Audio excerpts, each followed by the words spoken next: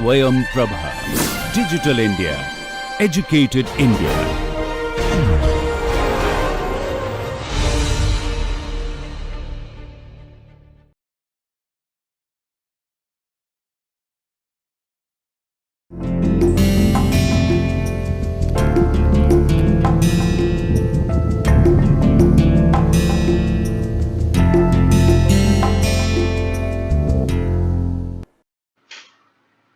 So in the last lecture you have seen the introduction to heat exchangers. You have also seen several different types of heat exchangers.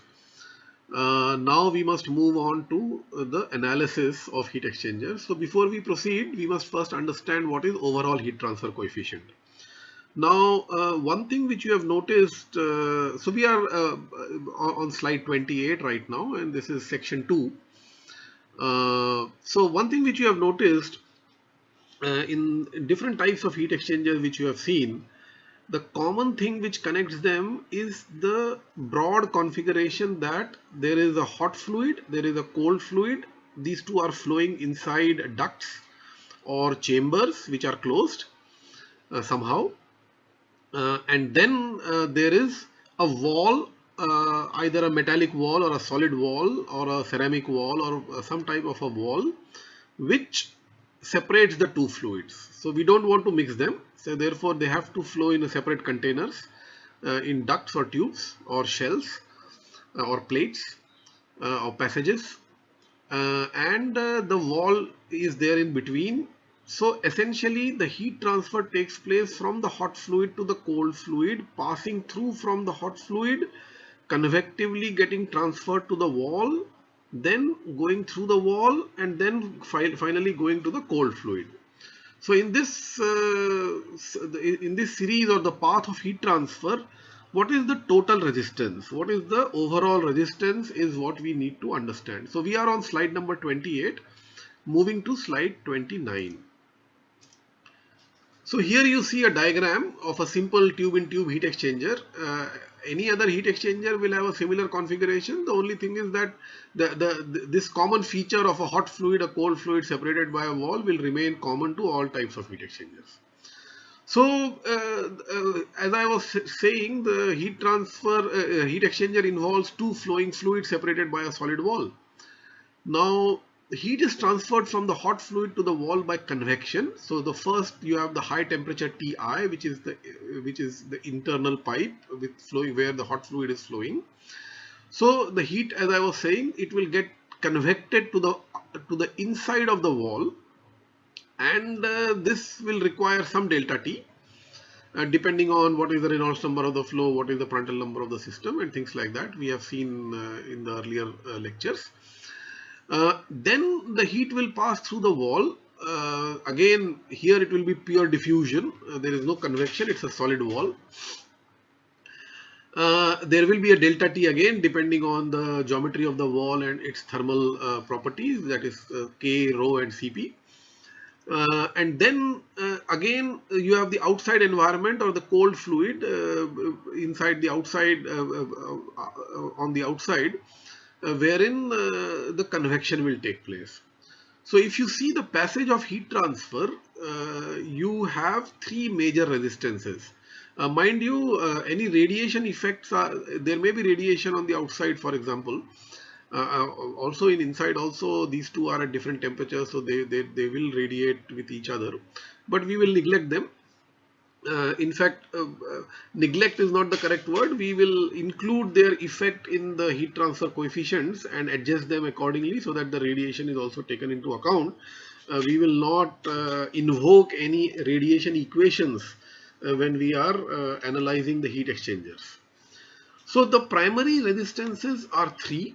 The resistance inside, the convective resistance because of the inside flowing fluid, which is hot in this case. Then the diffusion resistance, and then finally the outside resistance.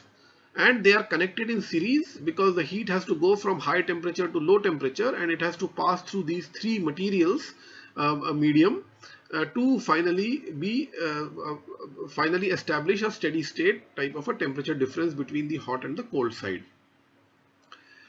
So moving on to the next slide, slide number 30, we now want to quantify these three resistances, and the outside and the inside convective resistances are easy to quantify. They are typically scaled by 1 upon HIAI, which is the internal resistance RI, and the outside resistance is RO, which is 1 upon HO into AO. As regards the conduction resistance, which is in the tube, inside tube having a diameter of DO outside diameter and DI inside diameter, you will recall from our conduction analysis in chapter 1 and 2, in fact, we tried to quantify this, and it comes out to be the resistance at the wall is ln do upon di divided by 2 pi k into L, where k is the thermal conductivity and doi and di are the respective diameters. So if you add the three resistances in totality, it comes out to be R is equal to R total, Ri plus R wall plus Ro, which is 1 upon HIAI plus ln d0 upon di divided by 2 pi kl, which is the diffusion resistance in the cylindrical coordinate system, which we have derived long back, and plus 1 upon HOAO. Naturally, the AI and AO are the respective heat transfer areas, which are pi into di into L for the inside portion of the pipe, and pi A0 or AO will be equal to pi into DO into L, which is the outside of the pipe. You will recall the diagrams which I showed you. In many cases, we would like to, of course, reduce this thermal resistance. So one of the ways of reducing is, of course, to make this wall made up of copper, for example, or some good thermal conductive material, and as thin as possible, so that the pressure and the other mechanical loads which are coming, it is able to take it. So in many cases, the two heat transfer surface areas associated with the double pipe heat exchanger are in fact such that di and do are almost the same, and therefore the AI and AO are also identical, and therefore this resistance, this diffusion resistance, may be very small, almost negligible in many cases. So this drop of temperature within the pipe may be negligible, but may not be negligible also. So one has to see the real, the actual condition when you are doing analysis, and of course when you are doing synthesis, one has to see other issues also to take into account to get the thickness of this wall correct. So let's move on to slide number 31. Here the same view now is a much clearer way it is shown.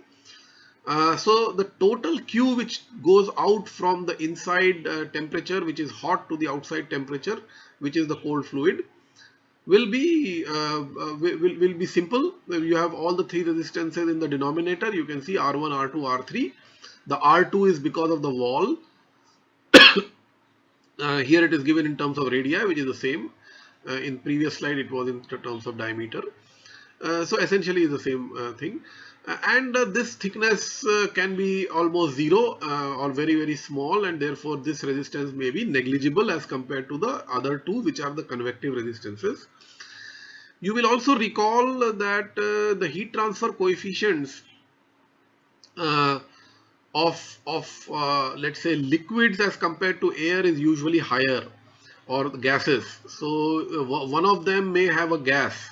So accordingly, one of these resistances can be very high. So let us move to slide number 32, wherein this is discussed. So first of all, if R wall is equal to 0, on the right hand side I am showing the figure, and AI and AO are equal, and let us assume it to be equal to A surface, then essentially the diffusion resistance due to wall goes away, and you are only left with HI and HO. So how do we define the overall heat transfer coefficient?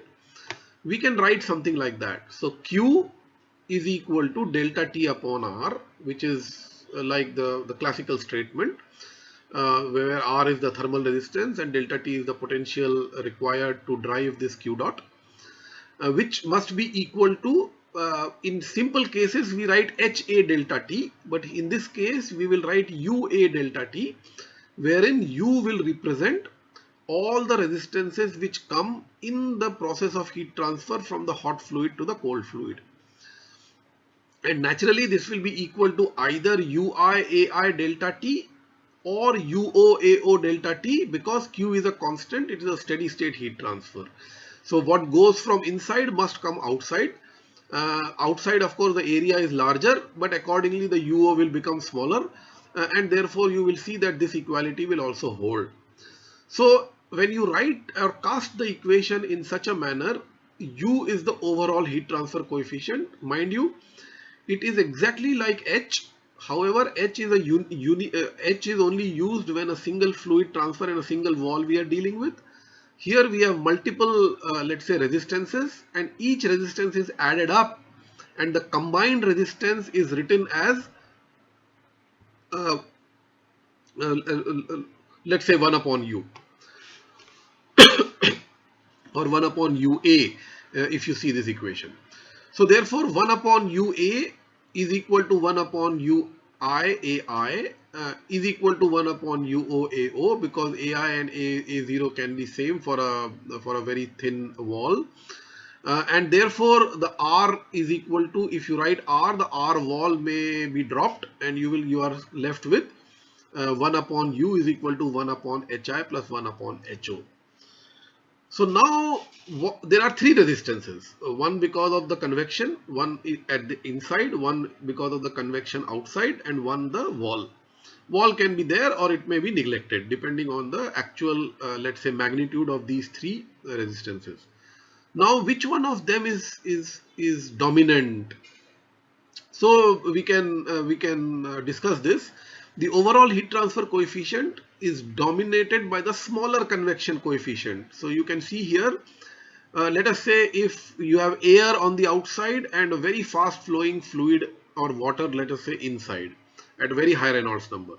So naturally this HI will be very high. So when HI is high as compared to HO, there may be an order of magnitude difference also. Then naturally 1 upon HI will be a very small quantity and 1 upon HO will be the larger quantity. Okay, because HO is the smaller of the two. And therefore when you add it up and reciprocate, that is 1 by U becomes U. At that time the dominant portion of this U will be because of the HO. So when one of the convection coefficient is much smaller than the other, that means HI, let us say for example HI is smaller. It can also be the reverse, HO can be smaller. We have 1 upon HI is far greater than 1 upon HO, and thus U minus U is equal to HI. That is, the situation arises frequently when one of the fluids is a gas and the other is a liquid. Therefore, you will always see that the fins are used on the gas side to enhance the product UA, and thus the heat transfer on that side. So the question is, where should we add the fins? Should we add the fins inside or should we add the fins outside the tube? So the answer is very simple. The answer is that wherever the heat transfer coefficient will be low, we would like to add fins on that side so that the product, the thermal resistance 1 upon UA actually becomes lower. So moving on to slide number 33. Which actually lists down some of the common values of this overall heat transfer coefficient, which can range from a very small value with air with natural convection, for example, in those type of heat exchanger, air to air heat exchangers or gas to gas heat exchangers, and it can be of the order of 10 to the power 4 or 10 to the power 5 depending on whether we are doing some phase change or evaporation or condenser, where the heat transfer coefficients are usually very, very high. So you see some of the representative values. Let's say water to water, it is of the order of, let's say, 850 to 1700. If you go down this thing for steam condenser, it can be from 1000 to 6000. These are typical values which you get in a new condenser.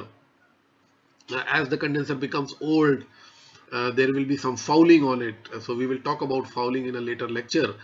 so that some more resistances will be added in the series, and this may come down from 6000 to 4500 or even lower.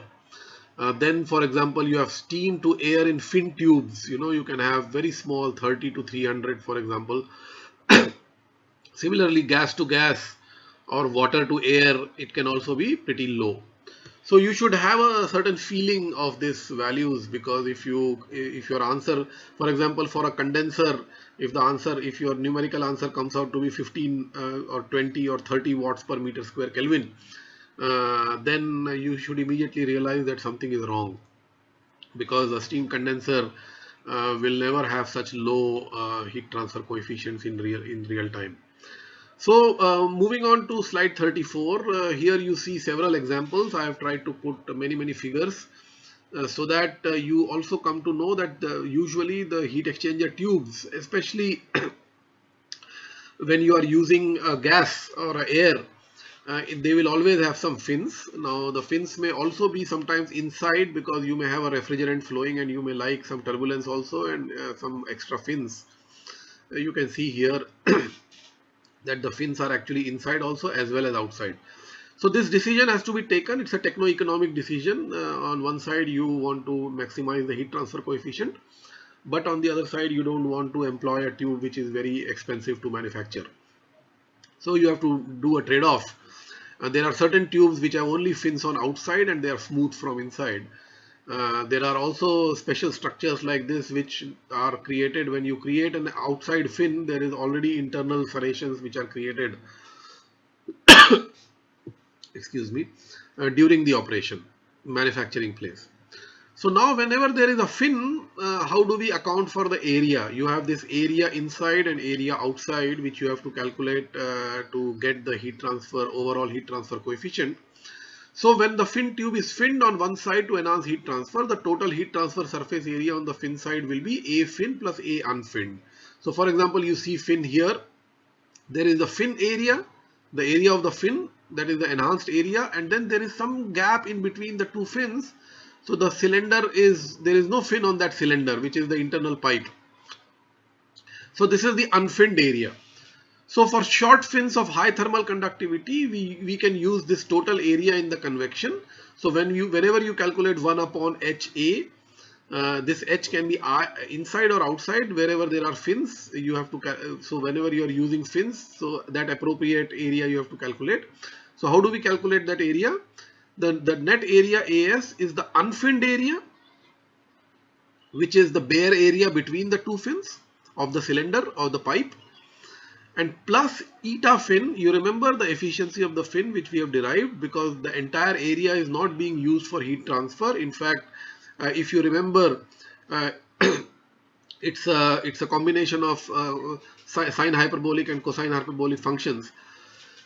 So as the length of the fin becomes larger and larger, the advantage is not that high.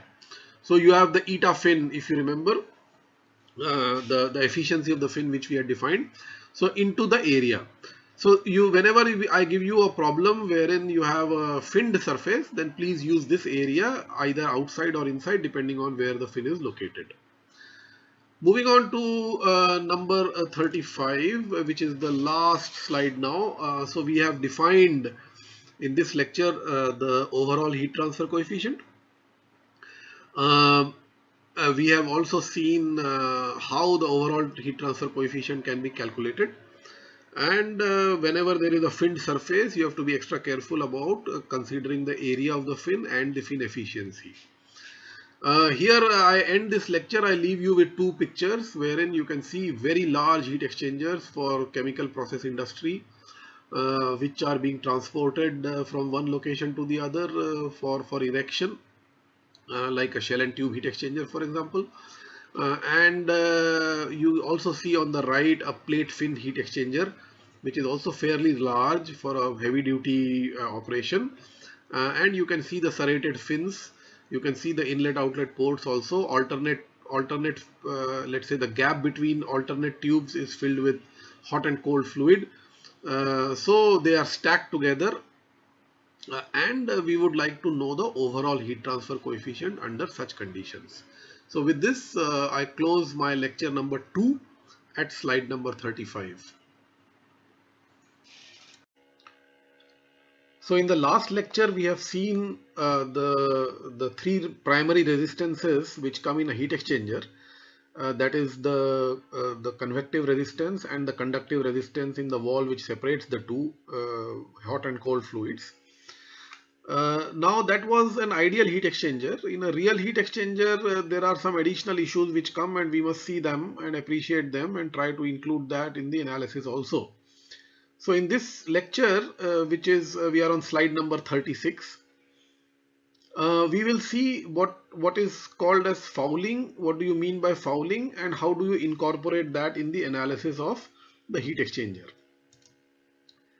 So moving on to slide number 37, here is a figure in which we see the ideal heat exchanger, in which a cold fluid has two walls on the both sides, and then across the walls there are hot fluids flowing. And in a new heat exchanger, naturally the surfaces are clean. Now the performance of such heat exchangers deteriorates with time as a result of accumulation of deposits, which you can see on the figure on the right hand side. So you can see the deposits on the wall over a period of time because of several reasons which we will discuss. So these the layer of deposits represents additional resistance. So imagine heat flowing from the hot fluid to the cold fluid. So we have the convective resistance at the hot side, then the conductive resistance in the tube, followed by the convective resistance in the cold side. Now if there are deposits which are adding on to the wall because of several reasons, then as the heat flows, it will encounter this additional material which has come. And this is what is fouling. This is the additional resistance which come. So this resistance is usually represented by a term called fouling factor. And as we have seen in the last lecture, upon 1 upon UA, which is U is the overall heat transfer coefficient, is equal to 1 upon UIAI is equal to 1 upon UOAO. Because in steady state, the Q which gets transferred in the outside is the same as what Q is transferred to the inside, which is equal to R. So we can write this R. We have seen the three terms, the 1 upon HIAI, then your the ln do upon di. This is the conductive resistance of the cylinder or cylindrical pipe which comes in between, and then the outside. Now what we are introducing here are another two additional resistances, that is RFI, which is the resistance because of this fouling which has occurred on the inside, and RFO, which is on the outside. So these two are the additional resistances which have to be added up, and sometimes, as you will see in this lecture, sometimes these resistances can be pretty high as compared to the other resistances also. And so over a period of time, the heat exchanger, whatever design you had done or design calculations you had done, may not remain applicable unless you have actually taken this fouling into account over the life cycle of a heat exchanger. So let us move on to slide number 38 and see how do we quantify it and what are the implications of this fouling on the overall performance. Now, before we go, let us see what are the reasons of these fouling, what are the different types. So the most common type of fouling is the precipitation of solid deposits in a fluid on the heat transfer surfaces, which is also called as scaling.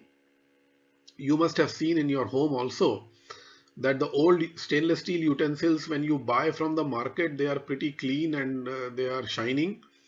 But if you continuously use a particular stainless steel or iron vessel or even an aluminum vessel for boiling water, then you will see that after a while there are scales which get deposited, whitish material, which is calcium, typically scales of calcium or magnesium salts on the utensils, which gets deposited. And then such deposits come off by scratching. Sometimes they are very difficult also. Sometimes some acid treatment, you must have seen your mother cleaning it by a lemon juice or some mild acid treatment can be done. That is the chemical treatment part of it. So similar things, now you can imagine large heat exchangers which have kilowatts or megawatt of capacity and used for power plants, for example.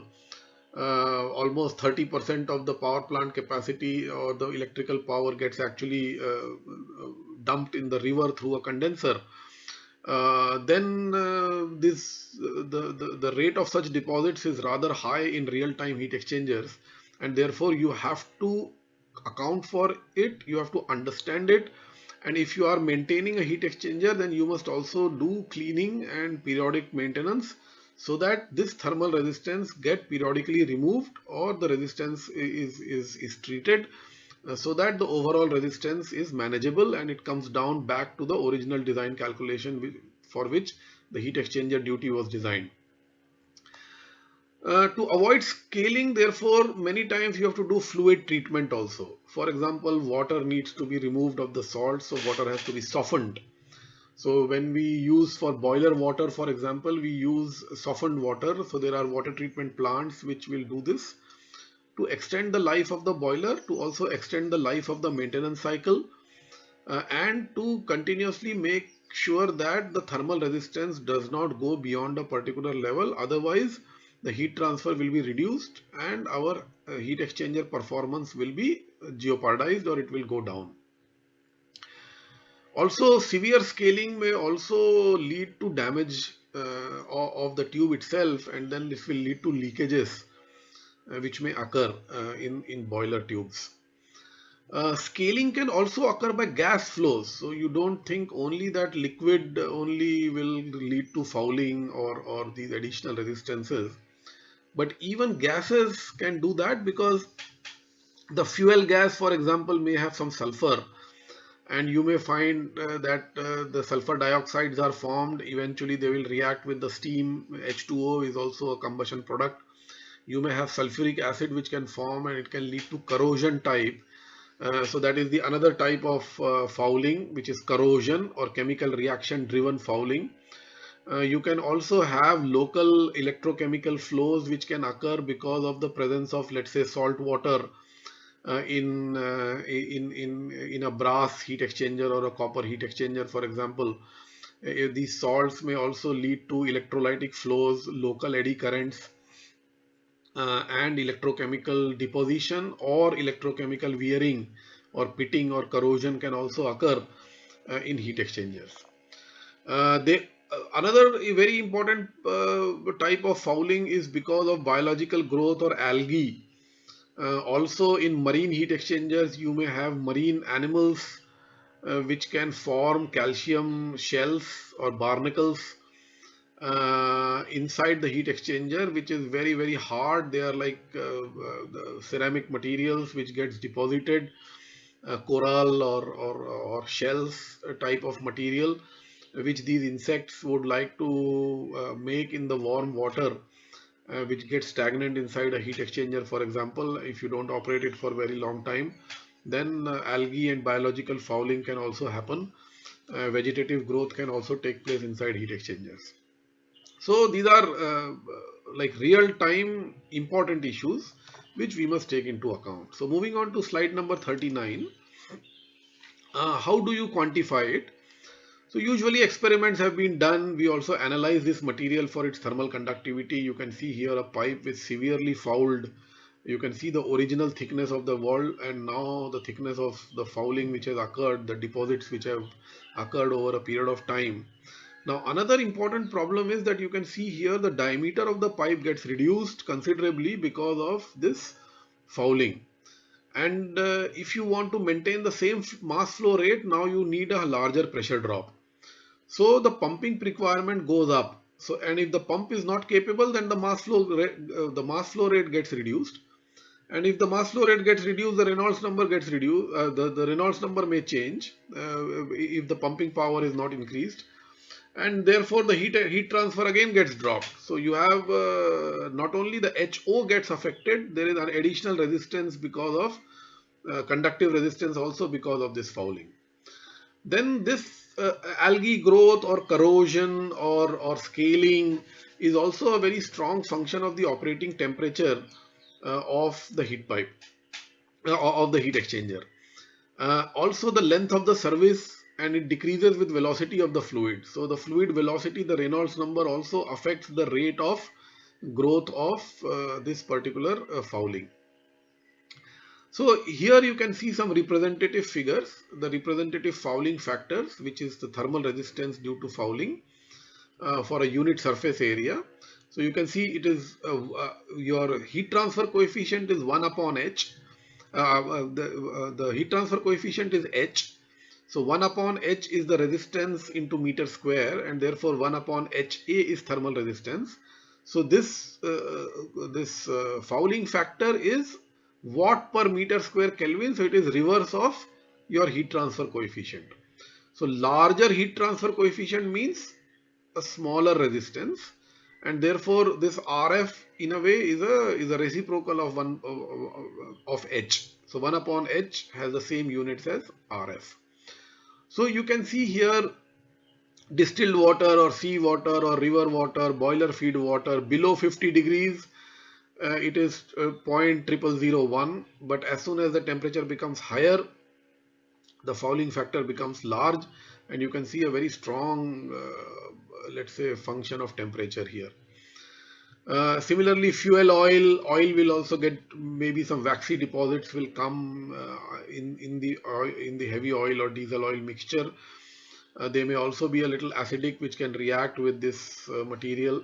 For example, then there are additives which may come out because of if water gets mixed with fuel, then coagulation also takes place. Some gummy materials may come and get deposited in fuel lines of heavy oil and diesel especially. Then you have steam flowing also will lead to fouling. Then refrigerants, the liquid side and the vapor side, you can see in fact the vapor side fouling is higher than the liquid side fouling in this case. And then alcohol and air also will have humidity and things like that. There will be particulate matter, aerosols, which will also get deposited on inside of the tubes over a period of time. There are also fibrous materials which are picked up in the air. If you don't filter them properly, then we will see some photographs in the next slide. So let us see, go to slide number 40. Here you see some examples. You can see fouling, severe fouling in fact, which can be corrosion, it is deposition, pitting, it can also be by chemical action. So you can see here the shell side, the shell side of the heat exchanger. Sometimes also when you are using river water and if you do not flood it properly, then the mud or from the floating river, the mud which is floating in the river water can also come if the filtration is not proper, and very fine deposits, muddy deposits can happen inside the heat exchanger, and you can see here some of these examples. In slide number 41, you see on the left you have the air cooled heat exchanger or compact heat exchangers which have fins, and this is a very common example where you must have seen in your home also, that periodically you see these such type of deposits which occur if the filtering is not correct, and there is a lot of humidity in the air. So you will see such type of deposits which take place. They can completely choke the air side, and some fungus can also grow here, which can be detrimental to your health if such a heat exchanger is giving cold air to your room. So this, you need to be careful. The delta P increases, the mass flow rate goes down, and the efficiency of the heat exchanger gets severely hampered because of such type of deposits. Now the cleaning, as I have seen, see here you can see the shell side choked, on slide 41. You can see complete choking also because of seawater biofouling.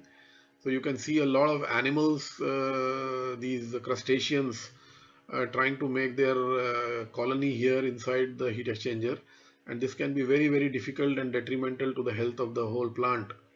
A power plant which is using marine water for cooling of the heat exchangers or cooling of the engines, for example, or turbines. The cleaning is usually quite an arduous task. You need high pressure water jets, high pressure pumps, and a very strong directed flow which can actually remove this type of material which is sticking to the metal. You may also need to circulate some acid, or some chemical treatment has to be done. Sometimes you also put some zinc or electrolytic material which gets eroded, and to protect such heat exchangers we may put some zinc, which by electrochemical action will get easily reacted, and it will prevent the heat exchanger to react further. So many things have to be done. We will not go into further details, but as far as thermal analysis is concerned, it's an additional resistance. And as you can note from these figures, on slide 42 also, some plate heat exchangers, the fouling has been done. Here the tubes, the entry to the tubes has barnacles or marine deposits. So as you can see that the resistance values which you have chosen for the virgin design may be completely out of sync with the reality over a period of time. And sometimes these deposits can be very fast. In fact, they can just happen over a very quick period of time. So please remember, the fouling factors which are usually tabulated have to be accounted for. You should also remember the order of magnitude of these fouling factors. If you have not taken it, it is better to include them to a certain extent, because then the design will be conservative. Otherwise, you may see that whatever calculations you have done for the new heat exchanger will collapse very quickly after a period of 2-3 months only, when such a scaling will occur. So it is always better, it is always advisable to see what type of scalings are possible, and then historical data has to be seen, and these fouling factors have to be included in the chain series reactions which is happening inside the heat exchanger. So with this, I close this lecture. This is lecture number 2A. Slide number 43, by finally stating again that fouling is a real problem. This should always be considered at the design stage. And also, of course, considerable uncertainty exists in the values of the fouling factors. They should be used only as a guide in the selection and the evaluation of the heat exchangers to account for effects of anticipated fouling on heat transfer. So please remember that these values are only indicative, and you need to be a little bit more careful in choosing these values for real-time design. So with this, I close the lecture at slide number 43, lecture 2A. So we will continue our discussion moving on to section 3 now, which is the analysis of heat exchangers. We are on slide number 44. So now, whenever we talk about heat exchangers, there are essentially two types or two classes of two major classes of problems in heat exchanger design and analysis. As an engineer, you often find yourself in a position where you need to either select a heat exchanger that will achieve a specified temperature change in a fluid stream of known mass flow rate. That means the fluid streams, the fluids are known, what type of, suppose for example, you may have some, let's say, industrial hot water is available, and let us say some stream of water in a river or a pond is available. Air in the atmospheric, this thing is available, and you need to cool down a certain hot water which is coming from some plant. So this is where you will do the sizing problem. So such type of problems are called as sizing problems, wherein you select a heat exchanger that will achieve a specified temperature change. That means the delta T of the hot fluid or the cold fluid, whatever is the objective function, is specified to you. The client wants a particular delta T. He knows at what temperature the thing comes out of a system, and he wants it to cool down, or he or she wants it to cool down to a certain temperature range, and that is specified, and therefore you have to do a sizing problem. Now such type of sizing problems are dealt with by the method of log mean temperature difference or logarithmic mean temperature difference, or the LMTD.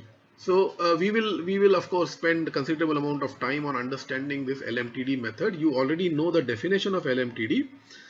We will again go through it quickly in the next lecture, and then apply this method to find out how we can do the sizing of a heat exchanger.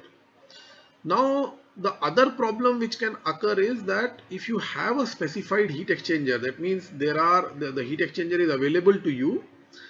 You are supposed to predict the outlet temperature of the hot and the cold fluid stream in a given heat exchanger. So these type of problems are called as rating problems. So you have to rate the heat exchanger, which means that you have to predict the outlet temperatures, that what will be the temperatures if these two fluids pass through it in a certain mass flow rate. So such type of problems can be solved by another, let's say, elegant method, which is called as the NTU effectiveness method. So after we study the LMTD method, we will also study the NTU effectiveness method. So NTU means number of transfer units, and we will of course spend a considerable amount of time after these lectures to understand this effectiveness of a heat exchanger and NTU. What is NTU? The non-dimensional quantity. And we will see how we can use it to analyze the heat exchangers. So moving on to slide number 46. So we will be essentially doing these two types of problems in the next couple of lectures. So what do you mean by design or analysis of a heat exchanger? So to design or to predict the performance of a heat exchanger, it is essential to relate the total heat transfer rate to quantities of interest such as inlet and outlet fluid temperatures, overall heat transfer coefficient, and the total surface area of the heat exchanger. So when you do the sizing problem, you are actually predicting the surface area, what will be the total area required, or what will be the length of the tube required to attain a certain heat transfer. Since the mass flow rates are known, you can get the Reynolds number of the flow because the geometry you are choosing the type of heat exchanger which you would like for a particular duty. So it's an iterative process, of course, but nevertheless, you want to sort of relate the heat transfer coefficient, the mass flow rates, the geometry of the system, the configuration of the device to what is the performance at the end, how much heat you are able to achieve in a given under the given boundary conditions. So for such type of problems, as we said, the LMTD method is a simple approach when the fluid inlet temperatures are known and the outlet temperatures are either specified by the client or readily determined from energy balance expressions.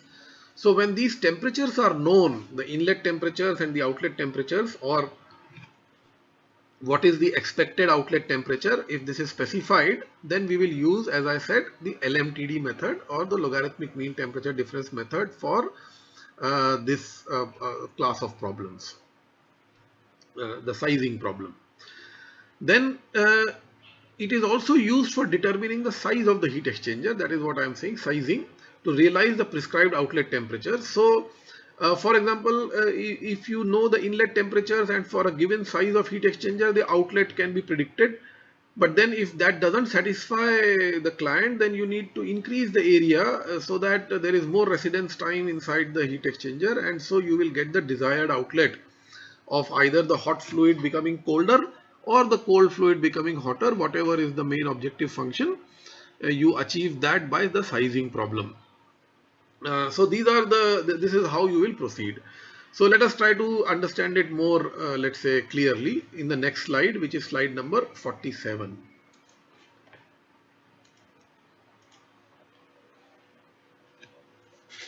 Also, you must remember that, let us see under what assumptions we will do this analysis. So there are some major assumptions.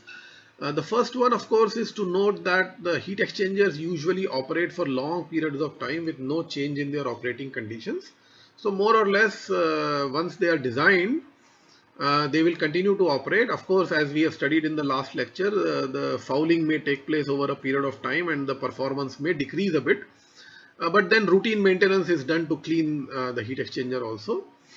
So almost all heat exchangers are modeled as steady flow devices. So we are usually not bothered about the transient of the heat exchanger because it is small as compared to the total time in which the steady state operation is desired. In fact, it is minuscule, the transient. Then the mass flow rate of each fluid remains constant. Typically, pumps are used to supply the liquid unless there is a change in, let us say, the mass flow rates are not, let's say, moderated very frequently. But sometimes there is a change in the river water temperature, for example, and then the mass flow rate may have to be changed. But for most practical purposes, for hours together, the inlet velocity or the mass flow rate of the cold and the hot fluid will remain identical for continued period of time. Then the fluid streams experience little or no change in their velocities and elevations, and thus the kinetic energy and potential energy changes are also negligible. So this is also a common assumption under which we will do the following analysis. Then the thermophysical properties like specific heat of the fluid in general changes with temperature. We all know that. However, sometimes the temperature change may also be large, but for a given range, it can be treated as constant at some average value with little loss of accuracy. So for most analysis, we will assume that the thermophysical properties are constant. So some more assumptions are given in the slide number 48. That means one of them is that the axial heat conduction along the tube is usually insignificant. We will neglect it. And the outer surface of the heat exchanger is usually assumed to be perfectly insulated, so no heat loss. So essentially what is happening is the hot fluid loses its heat to the cold fluid, and whatever energy exchange takes place, it takes place only between these two flowing fluids and not with any other third party or third environment. So it is only the mutual. So what is lost by the hot water is supposed, or hot liquid is supposed, or hot fluid is supposed to be taken by the cold fluid. So these idealizations which are stated above are closely approximated in practice and hence are commonly employed. So most of the assumptions which we have seen are quite true, and under these assumptions our analysis will be based and we will get reasonable answers with such type of assumptions. The assumptions also make the analysis simpler yet meaningful. So we don't have to complicate it unnecessarily, and we need meaningful, let's say, performance parameters or sizing of the heat exchanger. And then of course at the end one can always do some factor of safety for taking into account some transients or some variations which might take place, and try to design a conservative estimate which is also economical, reasonably economical in nature. So under these assumptions, let us apply the first law of thermodynamics. So essentially what it requires is that the heat transfer from the hot fluid is equal to the rate of heat transfer to the cold one, because these are the only two elements which are exchanging heat with each other. So this is done in slide number 49. So here you see the rate of heat transfer in the heat exchanger when the heat exchanger is insulated, as we have just assumed, is Q dot is equal to U, which is the overall heat transfer coefficient, which takes into account the convection, all the three resistances, or even 5 resistances depending on whether fouling is also taken into account or not. So all the possible resistances which are coming in the direction of this, in the path of this Q dot, are taken into account in this U, into the area which is the appropriate area of heat exchange, and then delta Tm. So delta Tm is the appropriate temperature or mean temperature which is applicable throughout the heat exchanger. And we have seen earlier that it is the logarithmic mean temperature which is the true, let us say, indicator of the mean temperature, because as you are aware, the mean temperature actually changes in a typical heat exchanger as it flows. Now under certain circumstances, the mean temperature may not change also, which we will see soon. So in general, this U, which is the heat transfer coefficient, and delta Tm change along the heat exchanger in general. Of course, the area of the heat exchange AS remains constant once the heat exchanger is defined or designed or it is chosen. So now let us quantify further what happens to the individually to the two fluids which are flowing. So you can write Q dot is equal to m dot C. So the C, let's say, the subscript C corresponds to the cold fluid. So Q dot is equal to m dot C.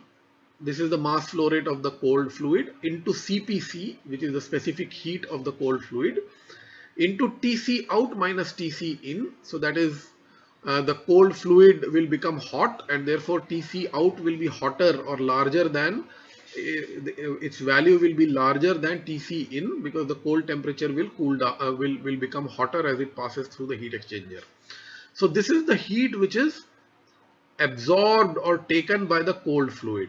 Now this must be equal to what is lost by the hot fluid, and naturally the delta T here will be TH in minus TH out, because the inlet temperature of the hot water or the hot fluid is higher than its outlet temperature as it passes through the heat exchange.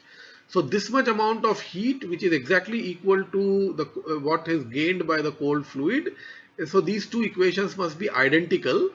In the heat exchanger analysis, it is usually very, let's say, convenient to sort of club the m dot C, which is the thermal mass. So m dot is the mass flow rate and Cp is the specific heat. So mass into specific heat is the thermal inertia, indicator of the thermal inertia or the thermal mass of the system. And we usually club them and call this and term it as capital C.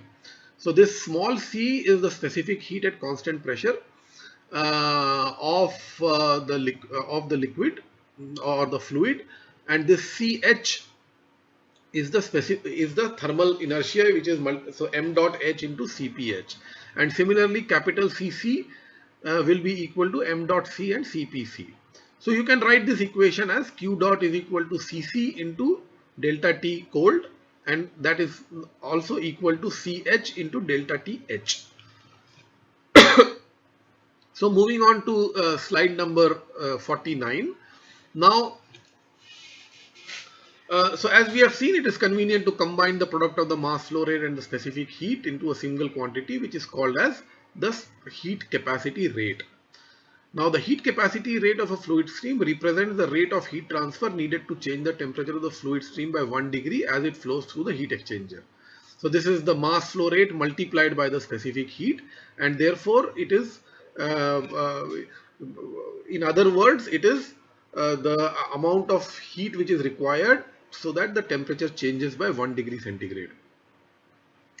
So what will happen now? Suppose we are comparing the heat capacities of the hot fluid and the cold fluid. So naturally, for a heat exchanger, the fluid with a large heat capacity rate will experience a small temperature change because its thermal inertia is very high. The m dot is high, the Cp is high, or the multiplication of the two, which is the heat capacity rate, is actually high, and therefore it experiences a smaller delta T.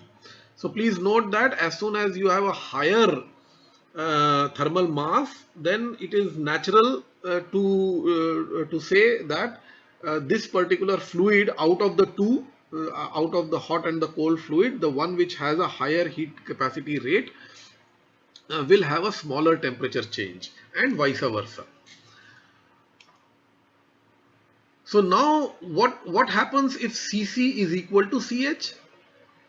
So just to look at this diagram here, it's a counterflow heat exchanger, and you can see that the delta T1 and delta T2 are actually identical. Why does it happen? Because Ch and Cc are the same. So if Ch and Cc, the capital Cc and capital Ch are the same, or they are identical, then what will happen is that the delta T's will also be identical, and it will be a constant temperature change between the fluid. That means as you pass through the heat exchanger, the delta T remains identical. So whatever is the inlet delta T remains throughout in a countercurrent heat exchanger, for example. So delta T is equal to delta T1 is equal to delta T2, which is equal to constant. So the only time the temperature rise of a cold fluid is equal to the temperature drop of the hot fluid is when the heat capacity rates of the two fluids are equal to each other. Otherwise, in all other, and this is true for any type of heat exchanger for that matter, And for all other conditions, and then mind you, the capital Cc can become equal to capital Ch by the combination of mass flow rate and specific heat. So in certain cases mass flow rate can be low, but the specific heat actually is high, and therefore the multiplication comes to a value which can be made equal to the hot fluid value, and vice versa. So keep this in mind that the only time this can happen is when the capacities rates are similar or identical. Now, as you will recall, we have discussed so far only those heat exchangers where sensible heat transfer takes place in both the fluids. But as we have also noted in the earlier lectures, some of the heat exchangers can have boiling and condensation also, and the heat capacity rate of a fluid during a phase change process must approach infinity since the temperature change is practically zero. So you can see here a condensing fluid, there is the delta T is practically zero, and therefore the heat capacity rate is approaches infinity theoretically. And similarly in a boiling liquid also, the fluid is boiling, the hot fluid is undergoing a sensible heat transfer. It can be air, for example, and water can boil because hot air is passing over it, and water will start boiling at a constant temperature, and therefore the heat capacity rate of the boiling water here will tend to be let's say theoretically as infinity, because the delta T is actually zero, and whatever heat you supply from the hot fluid to the boiling fluid, it will directly lead to a phase change process, and therefore Q dot is equal to m dot HFG will be the guiding equation as far as those heat exchangers where phase change is happening. So with this background, we will now start the LMTD and the NTU effectiveness method, understanding them. What we have understood in this lecture is that sizing and rating are two important problems in heat exchanger design. The heat capacity ratio is also a very critical and important parameter for analysis, and we will continue to use it in both the methods. And the appropriate form of mean temperature difference between the two fluids exchanging heat with each other in a heat exchanger is logarithmic in nature. We have also specifically proven this when we were doing internal flows, chapter 8. And we will again do it once again for your clarity in the next lecture. So with this we close micro lecture 3 at slide number 53.